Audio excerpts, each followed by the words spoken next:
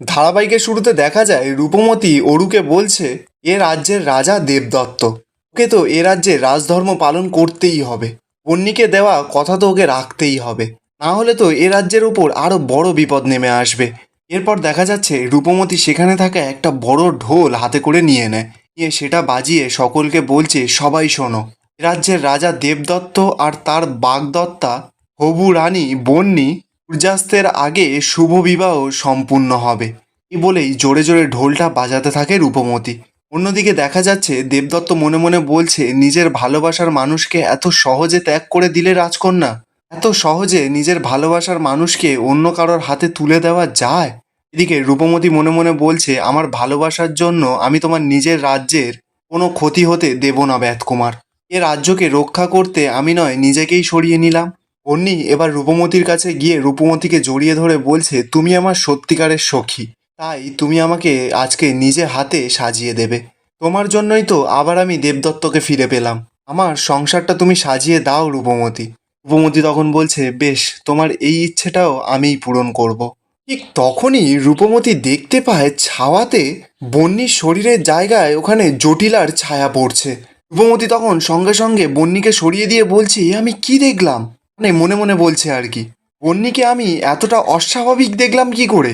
না না, চোখের জলে হয়তো চোখ এরকম ঝাপসা হয়ে গেছে, সেই কারণেই হয়তো আমি এমন ভুলভাল দেখলাম।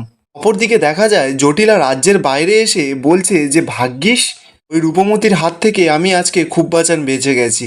রূপমতির হাতে আদিদেবের তলোয়ার ছিল না, তাই আমি আজকে বেঁচে গেছি। যদি আদিদেবের তলোয়ার থাকতো তাহলে আজকে কিছুতেই আমি বেঁচে ফিরতে পারতাম না। আগ যা হবার হয়ে গেছে, কিন্তু এখন আমি রূপমতিকে ওখানে এমন বিপদের মধ্যে ফেলে এসেছি যে রূপমতি এবার পুরো নাস্তানাবোধ হবে। এই বলেই জটিলা খুব জোরে জোরে হাসতে থাকে।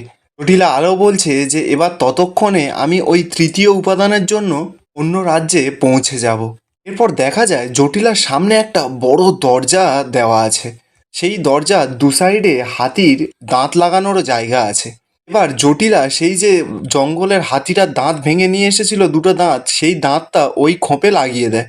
এই জটিলা হাসতে হাসতে বলছে যে এই কারণেই তো আমি ওই জঙ্গলের হাতিটাকে মেরে এই দাঁত দুটো নিয়ে এসেছিলাম, যাতে আমি পরের রাজ্যের জন্য তাড়াতাড়ি রওনা হতে পারি। এবার তাড়াতাড়ি দরজাটা খুলে যাবে, আমি তৃতীয় রাজ্যের জন্য তাড়াতাড়ি রওনা দিতে পারবো। রূপমতি তুমি এবার চাইলেও ওই তৃতীয় রাজ্যে কোনোদিনও পৌঁছাতে পারবে না, আমি পৌঁছাতে দেব না। এরপর দেখা যাচ্ছে দরজাটা খুলতেই সেখান থেকে তো পুরো আগুনের ফুলকি এসে জটিলার জামা কাপড়ে আগুন লেগে যায়। জটিলা তো এবার চিৎকার করছে। অপরদিকে দেখা যায় প্রজারা তো তার রাজার জন্য মানে দেবদত্তের জন্য অনেক মিষ্টি এনেছে। উনি একটা মিষ্টি হাতে নিয়ে বলছে যে আমি আজকে নিজে হাতে রূপমতিকে মিষ্টি খাওয়াবো, কারণ আমার আজকে বিয়েটা হচ্ছে শুধুমাত্র রূপমতির জন্য। এবার বন্নি তো রূপমতির কাছে গেছে রূপমতিকে মিষ্টি খাওয়াতে। রূপমতি তো প্রথমে খায় না, বলছে না আজকে আমি নয়। এবার রূপমতি বন্নির হাত থেকে মিষ্টিটা নিয়ে বন্নিকে বলছে যে আজকে আমি খাবো না, আজকে তোমার শুভ দিন, তাই তুমি মিষ্টি খাবে। এই বলেই বন্নির মুখে মিষ্টিটা ঢুকিয়ে দেয়। বন্নি তো সঙ্গে সঙ্গে মিষ্টিটা থুতিয়ে ফেলে দেয়। এই রূপমতিকে ঠেলে ফেলে দিচ্ছিল। পুরু এসে রূপমতিকে ধরে নেয়। রূপমতি তখন বন্নিকে বলছে বন্নি তুমি এরকম কেন করলে? বন্নি তখন রূপমতিকে বলছে তোমার এত বড় সাহস, তুমি ওই মিষ্টিটা আমাকে খাওয়াতে গেছিলে? রূপমতি তখন বলছে না না, আমি তো তোমার খুশির কারণেই মিষ্টিটা তোমাকে খাওয়াতে গেছিলাম।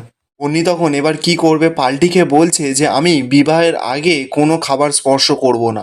অরু এবার দেখতে পায় রূপমতির হাতটা কেটে ফালা হয়ে গিয়ে রক্ত বেরোচ্ছে। বন্নি তো রূপমতিকে বলছে এই রূপ তোর হাতটা এতটা কাটলো কি করে? বন্নি তো এবার সেই সমস্ত কিছু দেখে ওখান থেকে ছুটে পালিয়ে যায়। দেবদত্ত ছুটে এসে রূপমতির হাতটা ধরে বলছে এ কি, রক্ত বেরোচ্ছে তো।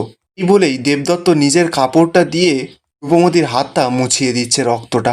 দেবদত্ত রূপমতিকে বলছে তুমি যে কি করো না। রূপমতি তখন বলছে যে আমি তো বন্নিকে মিষ্টিই খাওয়াতে গেছিলাম, কি করে যে হাতটা কাটলো বুঝতে পারলাম না।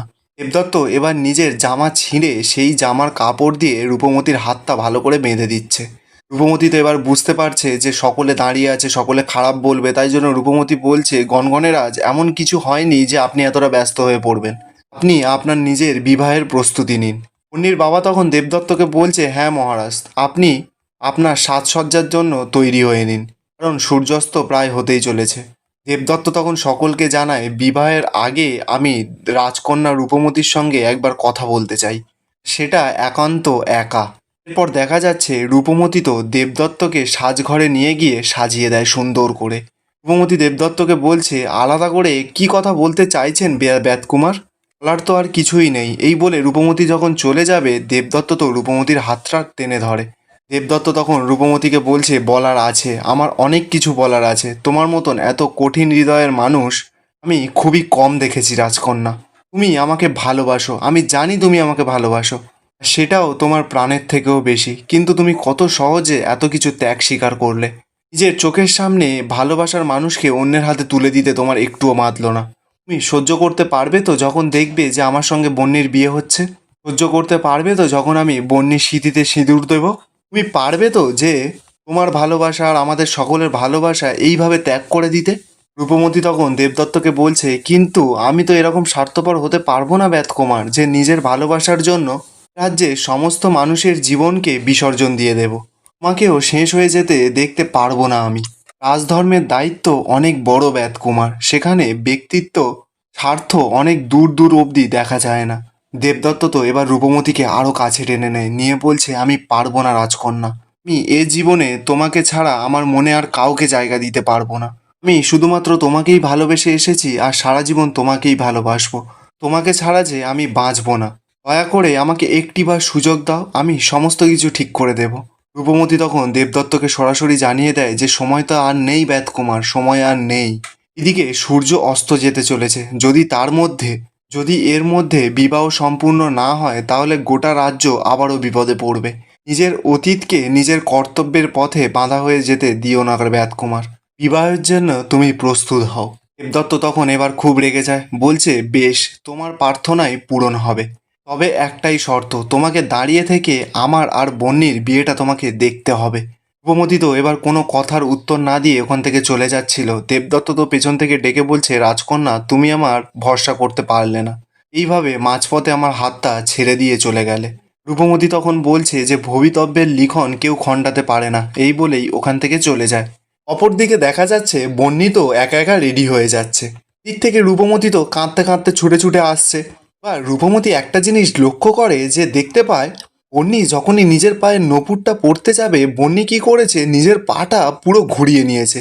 মানে সাধারণ মানুষের পা কতটাই বা ঘুরতে পারে, ও তো পুরো ঘুরিয়ে রোটেট করে নিয়েছে একদম। এই নপুরটা পড়ছে। রূপমতি তো দেখেই অবাক, চোখটা কোজলাচ্ছে, ও ভাবছে যে হয়তো আবারও ভুল দেখছে। রূপমতি মনে মনে বলছে, এসব আমি কি দেখলাম? ব্যাতকুমারের চিন্তা সবসময় মাথার ভেতরে ঘুরছে, তাই জন্য আমি এসব দেখলাম না তো। অরু আর অভিরাজ ঠিক তখনই সেখানে চলে আসে। ওরা রূপমতিকে দেখে দাঁড়ায়, রূপমতিকে বলছে, কি রে রূপ, তুই এখানে দাঁড়িয়ে আছিস? দাঁড়িয়ে থেকে খুব এই বিয়েটা দেখার শখ, তাই না তোর? নিজের ভালোবাসার মানুষকে যে কেউ এইভাবে ত্যাগ করে, সেটা তোকে না দেখলে বুঝতে পারতাম না। তত্তরীও তখন রূপমতিকে বলছে, তুমি যে কিভাবে এরকম পাথরের মতন দাঁড়িয়ে আছো আমি বুঝতে পারছি না। দেবদত্ত তোমাকেই শুধুমাত্র ভালোবাসে।